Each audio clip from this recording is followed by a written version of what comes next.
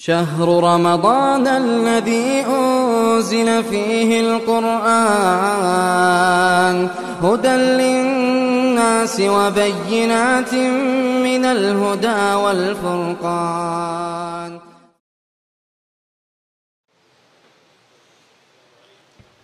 وبركاته. الحمد لله. حمد و ثنا بر الله، درود و رحمت الله بر پیامبر، بر اهل خانواده اش و بر اصحاب یاران او.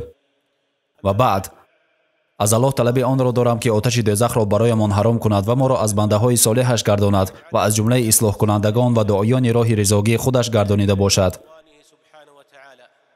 از یگان تای شما پنهان نیست ای برادرانم که نعمت های الله نسبت ما بندگانش بیشمار است و شمار کردن این نعمت ها غیر امکان است. چگونه ای که الله می فرماید اگر بخواهید که نعمت های الله را شمار کنید شمار کرده نمی توانید. نعمت های الله نسبت ما به حد زیادند و ما باید برای این نعمت ها شکرگزار باشیم. ما صحبت خواهیم کرد در این مجلس درباره این دو نعمت و بعداً عاید حالتمان گپ میزنیم و حالت کسانی که تا ما بودند نسبت شکرگزاری از این نعمت. و یکمینی از اینها آن است که الله تعالی بعضی از وقتها را افضلیت داده است و افضلیت داده است بعضی از جایها را و بعضی از وقتها را از وقتهای دیگر افضل گردانیده است. و شک نیست که بهترین از ماهها این ماه رمضان است و بهترین شب این شب قدر و بهترین ساعت این آخرین ساعت در روز جمعه است. این بهترین دوره وقت است و این وقتهایی است که دریافتن آنها نعمت از جانب الله است. اگر در عمر تو اضافه شده باشد و تو این وقتهای مبارک را دریافته باشی پس این نعمت از نعمتهای الله است و تو به این ماه مبارک رسیدی. در این ماه به کسی که شبها را به نماز با ایمان و امید بر اجر می‌گذراند برای او گناه‌های قبلیش بخشیده می‌شوند. در این ماه به کسی که با ایمان و به امید اجر و ثواب روزه می‌گیرد برای او گناه‌های قبلیش بخشیده می‌شوند. رسیدن و دریافتن آن این نعمت الله است و تو می‌بینی که الله تا آمدن این ماه از این دنیا بسیاری از انسان‌ها را گرفت و حتی در شب اول این ماه اکثریت‌ها را دفن می‌کنند و آنها فوتیدند و این وقت مبارک را در نیافتند و تو می‌بینی که الله برایت انعام کرد با آن چیزی که تو را از جمله این ماه را دریافتگان گردانید. و همانا که در شب اول رمضان درهای جنت گشوده می‌شوند و پوشیده نمی‌شوند و پوشیده می‌شوند درهای دوزخ و گشوده نمی‌شوند و شیطان‌ها زنجیربند می‌شوند و به تو وسوسه نمی‌کنند آنچنانی که این را قبل از این می‌کردند. همین طور رسیدن به این ماه نعمت الله است. و نعمت دوم که آن افضلتر از نعمت یکم است برای آنی که این ماه را اکثر مردم پیشواز می‌گیرند، مردان و زنان، کودکان و پیرانسالان، ولیکن نعمت بیشتر و افضلتر و بزرگتر این موفق شدن در طاعت و عبادت الله در این ماه است. برای آنی که مردم در برابر رسیدن به این ماه فرق کننده و جدا می شوند و در بین مردم کسی است که این ماه را در می یابد ولی بدبختی در آن است که شر او و عملهای بدش زیاد می شود و نیز گناه‌ها و نافرمانبرداری هایش. و گویا که ماه رمضان این وقت گناه‌ها و نافرمانبرداری هاست، وقت فسق و فساد. از الله طلب امن و نجات از اینها را داریم و شک نیست که این طایفه مردم احمق‌ترین و بی‌عقل‌ترین هستند و زیادتر زیان کرد آن کسی که وقتهای نعمت و خوبی و وقتهای رهایی از آتش دوزخ را دریافت و باز گناه‌ها و عملهای بدش را زیاد کرد. چنانکه که از ابو هریره روایت شده است که جبرائیل نزد پیامبر آمد و گفت بگذار خور شود کسی که رمضان را دریافت ولی شایسته بخشایش نگشت، بگوی آمین. یعنی الله این گونه شخص را خور کرده است با آنی که او رمضان را دریافت ولی لایق بخشایش الله نگشت. برای آنی که این وقتی هست که بنده ها از آتش رها میشوند و گناه‌ها بخشیده میشوند، عملهای بد پاک کرده می شوند، سبقت کننده ها سبقت می کنند و پیش می رفتگی ها پیش می روند. بجز از این طایفه انسان ها که گویا به دیگر راه رفته باشند، نه به راه راست و نه به راه انسان های جنتی. آنها رفتند به آن راهی که الله غضب و لعنت کرده است، به راه دوزخی ها. الله ما را ببخشد. ва ин гуна инсонҳо ҳам дар рамазон ва ҳам дар дигар вақтҳо ба бадкориву бадахлоқӣ ва ба нофармонбардорӣ мемонанд. Рамазон омад, ӯ бошад намоз намехонад. Рамазон омад, ӯ бошад рӯза намедорад. Рамазон омад, ӯ бошад ошкоро амалӣ мекунад он чизеро ки Аллоҳ манъ кардааст. Ва барои баъзеҳо Рамазон ҳамчун вақти тамасхур кардан аз болои дини Аллоҳ ва ба масхара гирифтани суханони ӯ шудааст. Ва гӯё ки Рамазон барои онҳо ин вақти шӯхиву ханда ва масхара кардани дини Аллоҳ бошад. ва шакке нест ки ин тоифа мардум аз ҳама дида зиёд зиён диданд ва онҳо беақлтаринанд.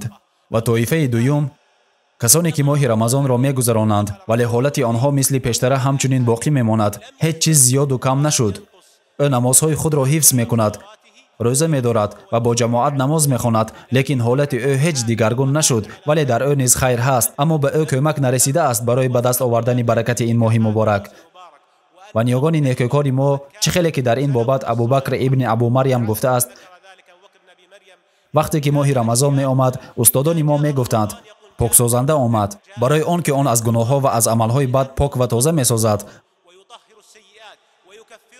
барои ҳамин онро поксозанда мегуфтанд. ва дар ҳадиси мурсал омадааст ки пайғамбар саллаллоҳу алайҳи васаллам гуфтанд: тасбеҳ дар моҳи Рамазон 1000 бор беҳтар аст аз тасбеҳи моҳҳои дигар. ва ҳамчунин имом аз-Зуҳри мегӯяд: тасбеҳ дар моҳи Рамазон 1000 бор беҳтар аст аз тасбеҳи вақтҳои дигар. иброҳим ан-Нахаӣ мегӯяд: як ракат дар Рамазон 1000 бор беҳтар аст аз ракатҳои дигар дар дигар вақтҳо. ва ин вақти бузург аст, пеш меравад дар он пешраванда ва сабқат мекунад дар он сабқаткунанда, ба ғайр аз тоифаи мардуме ки зикр карда шуд, онҳое ки намозҳо ва рӯзаҳои худро ҳифз мекунанд. намоз ва рӯза медоранд, вале амалҳои некро зиёд намекунанд ва амалҳои бадро кам. сеюм тоифа ин касонеанд ки Аллоҳ бар онҳо кӯмак кард. инҳо касоне ҳастанд ки Аллоҳ барояшон неъмати бузург ва тӯҳфаи азиме додааст. ӯ Рамазонро барои онҳо вақти бузурге кард ки дар он онҳо барои фармонбардорӣ аз Аллоҳ сабқат мекунанд ва ба сӯи китоби Аллоҳ бо хондане ва бо азёд кардане мераванд ва онҳо шитофтанд барои муҳофизат кардани рӯзаи худ ва барои рӯза доштан ба тарзи беҳтарин. ва ниёгони некӯкори мо вақте ки моҳи Рамазон меомад, аз масоҷид канда намешуданд. рӯзаҳои худро аз ғайбат, суханони беҳуда ва дурӯғ ҳифз мекарданд, бо нишастан, ба хондани Қуръон, намоз ва зикри Аллоҳ, барои оне ки онҳо медонистанд ки шояд ин моҳ бори дигар ба онҳо нарасад. ту метавонӣ ки онро бори дигар дарёбӣ ва ё дигар дар наёбӣ, эй бандаи Аллоҳ. дарёфтани ин моҳ тӯҳфаи бузургест аз ҷониби Аллоҳ таоло ва шитофтанд ин тоифа инсонҳо ба китоби Аллоҳ, бо хондане ва ба намоз, бо истодане ва ба зикри Аллоҳ. ва ту дар меёбӣ забонҳои онҳоро ки машғули зикру ҳамду ситоиши Аллоҳ аст. онҳо гӯшҳо ва чашмони худро нигоҳ медоранд ва назар намекунанд ва гӯш намеандозанд бар он чизҳое ки Аллоҳ ҳаром кардааст. онҳо назари худро аз ҳаром боз доштанд, ҳадаф ва роҳи худро барои ризогии Аллоҳ карданд ва онҳо мешитобанд бар ҳар он чизе ки тавонашро доранд, барои оне ки Рамазонро фурсате медонанд барои ислоҳ кардани хатогиҳои пешина ва аз оташи дӯзах наҷот меёбанд ва ризогии Аллоҳро ба даст меоранд. ва ту мебинӣ ки чӣ хел дигарон Қуръонро хатм мекунанд ҳар ду шаб ва мегузаронанд қисмати боқимондаи шабро байни тасбеҳу зикр. баробар намешаванд ҳолати мо бо ҳолати ниёгони некӯкорамон. ибни Раҷаб ва дигар уламо зикр мекунанд ки саҳобаҳо ва касоне ки аз онҳо ба хайр пайравӣ карданд, вақте ки Рамазон меомад ба Қуръон мепардохтанд. ва пайғамбари мо саллаллоҳу алайҳи васаллам чӣ гунае ки дар ду саҳиҳ омадааст аз ибни Аббос, аз ҳама дида саховатмандтарин буд ва бештар саховатмандии ӯ замоне буд ки бо Ҷабраил во мехӯрд ва Ҷабраил бошад ҳар шаби Рамазон назди ӯ фуруд меомад барои такрор кардани Қуръон. ва пайғамбари мо каримтарин пайғамбар буд аз байни дигар пайғамбарон. ва саховатмандӣ ва некиву каримияш бештар ва зиёд мешуд дар моҳи Рамазон. ва Ҷабраил бо ӯ ҳар шаб Қуръон мехонд. дар охири умри пайғамбар дар моҳи Рамазон онҳо онро 2 маротиба такрор карданд. ва онҳо 2 маротиба дар ин моҳ Қуръонро хатм карданд. ва дар ҳар ду саҳиҳ аз Оиша ривоят шудааст ки вақте даҳаи охири моҳи Рамазон меомад, пайғамбар изори худро сахт баста, наздикони худро бедор карда, ҷои хобро тарк карданд барои шабзиндадорӣ кардан саллаллоҳу алайҳи васаллам. баъдан чӣ гуна буд муносибати онҳо бо Қуръон? Асвад ибни Язид ан-Нахаӣ ҳар 3 шаб Қуръонро хатм мекард. ва Иброҳим ан-Нахаӣ низ Қуръонро дар 3 шаб хатм мекард ва Саид ибни Ҷубайр онро ҳар 2 шаб хатм мекард ва имом Шофеӣ Қуръонро дар Рамазон 60 маротиба хатм карда буд. як бор дар шаб ва бори дигар дар рӯз ва дар ғайри Рамазон як маротибагӣ ҳар рӯз. чунин буд муносибати онҳо бо Қуръон. дар мавриди намозҳои онҳо гӯем, пас дар намозҳояшон сураи бақараро мехонданд то ҳадде ки ба асоҳо такя мезаданд. чӣ хеле ки дар ҳадиси Абузар ки бо исноди хуб ривоят шудааст ки онҳо ҳамроҳи пайғамбар саллаллоҳу алайҳи ва саллам намоз мехонданд то он ҷое ки ҳатто мегуфтанд мо метарсидем ки саҳархӯриро аз даст медиҳем аз сабаби зиёд истодан дар намоз ҳамроҳи пайғамбар саллаллоҳу алайҳи ва саллам. пайғамбар дар як ракат сураи бақара, оли имрон ва нисоро хатм мекарданд. мо метарсидем ки саҳархӯриро аз даст медиҳем аз сабаби зиёд истодан дар намоз ҳамроҳи пайғамбар саллаллоҳу алайҳи ва саллам. ва замоне ки Умар бар Убай ибн Каъб амр кард ки то ӯ бо мардум намози таровеҳ хонад, онҳо садҳо оят мехонданд то ҳадде маҷбур мешуданд бар асоҳои худ такя зананд ва ин аз сабаби зиёд истодан. ва чунин буд ҳолати онҳо дар намоз. ва баъд аз ин ва байни ин онҳо тасбеҳ, зикр, таҳмид ва таҳлил мекарданд. аммо бар ҳолати мо бингаред дар ин замон. муваффақтарини мо онест ки Қуръонро як ё ду маротиба хатм мекунад. ва дар байни мардум ҳастанд касоне ки ҳатто дар давоми моҳ наметавонанд ки сураи бақараро хатм кунанд. ва ҳаст касе ки дар Рамазон намедонад ки намози зуҳр чист. то Рамазон ӯ намози бомдодро қазо мекард. дар Рамазон бошад зуҳр гӯё барояш амр нашуда бошад ва инро мо метавонем дар аксари мардуми замонамон бубинем. вақте ки Рамазон меояд, онҳо шаб зиндадорӣ мекунанд ва рӯзаҳо бошад хоб. дар байни мардум ҳастанд касоне ки аз рӯз танҳо як қисмати камашро мегиранд ва сипас намози зуҳр ва асрро қазо мекунанд, баъдан танҳо шомро мехонанд. ва шакке нест ки чунин шахс бисёр хайреро аз даст дод, ҳатто ки рӯза дошта бошад ҳам. аммо ба ӯ кӯмак нашудааст барои гузаронидани ин вақти бузургу пурбаракат. ва ту бигзор Аллоҳ туро нигоҳ дорад дар вақти бисёр бузурге қарор дорӣ. агар ту медонистӣ ки аҳли қубур чӣ мехостанд, пас ту ҳатто сонияеро аз даст намедодӣ. Абу Бакр ал-Маррузи дар кунҷи қабре истода тафаккур мекард ва ӯ мегӯяд ки ман аҳли қабристонро дидам ва қабрҳоеро дидам ки фурӯ рафтаанд ва аз онҳо на садое мебаромад ва на ҳиссиёте доштанд. ва ӯ мегӯяд ки маро пинак фаро гирифт ва хоб кардам ва дар хобаш дид ки чӣ хел мурдаҳо аз қабрҳои худ берун мешуданд.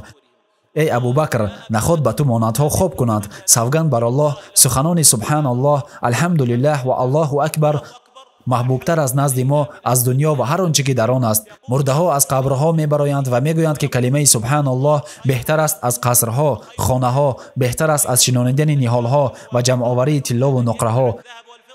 ин танҳо калимаест, субҳаналлоҳ. пас чӣ мешавад вақте ки ту ду ракат намоз хонӣ ва мурдаҳо мегӯянд парвардигоро маро баргардон, шояд ки ман амали солеҳе анҷом диҳам. онҳо хоҳиши баргаштан ба хотири шинонидани ниҳоле ва ё ба хотири оиладоршавию молу мулк ҷамъкунӣ намекунанд, валекин онҳо баргаштан мехоҳанд барои анҷом додани амалҳои солеҳ, барои оне ки бар Аллоҳ рӯй оранд ва аз ӯ итоат кунанд. ва хушбахт касест ки дар моҳи Рамазон барояш кӯмаки Аллоҳ расида бошад. хушбахт рӯзадорест ки Аллоҳ аз рӯзаи доштааш розӣ аст ва истодан дар намозҳое ки Аллоҳ аз онҳо розӣ аст ва бояд ҳамроҳи имом то охир намоз хонд.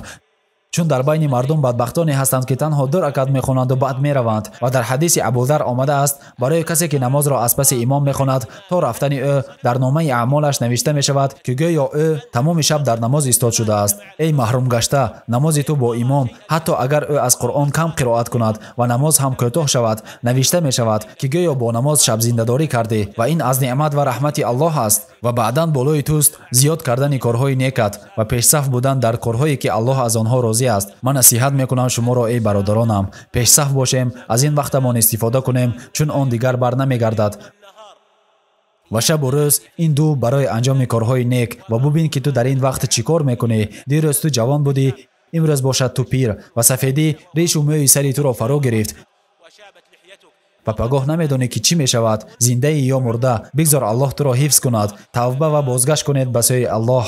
аз Аллоҳ ба василаи номҳои зебояш ва сифатҳои олияш талаби онро дорам ки ӯ ба гузаронидани ин моҳи муборак ба мо кӯмак кунад. бигзор моро аз ҷумлаи касоне гардонад ки намоз ва рӯза медоранд бо имону умед ва ҳифз мекунанд гӯшҳо, чашмҳо ва аъзоҳои худро аз он чизе ки Аллоҳ ҳаром кардааст. Аллоҳ боз хубтару беҳтар медонад.